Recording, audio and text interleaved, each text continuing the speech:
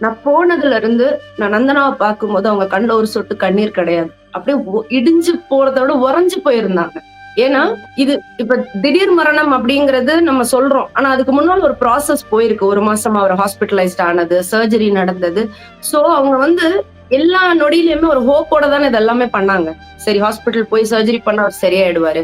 திருப்பி வந்து அடுத்த படங்கள் பண்ணுவாரு. என் குழந்தைங்களுக்கு ஹெல்தியான ஒரு அப்பா திரும்பி கிடைச்சிருவாரு. இப்படி ஒவ்வொரு தருணத்திலயும் அவங்க வந்து இத பண்ணி, பண்ணி, பண்ணி திடீர்னு வந்து மத்தியானம் நல்லா பேசிட்டு இருந்தவரு, காஃபி கேட்டிருக்காரு.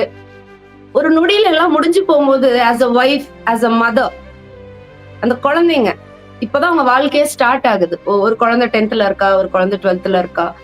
சோ இனிமே தான் ஒரு ஃபாதரோட பெரிய சப்போர்ட் குழந்தைங்களுக்கு, எஸ்பெஷலி பெண் குழந்தைங்களுக்கு வேணும். சோ அது எல்லாமே ஒரு ம். நொடியில சரிஞ்சு போகும்போது, நீங்க இத எப்படி பேலன்ஸ் பண்ணுவீங்க ஃபர்ஸ்ட்? எமோஷனலா இத எப்படி ப்ராசஸ் பண்ணுவீங்க?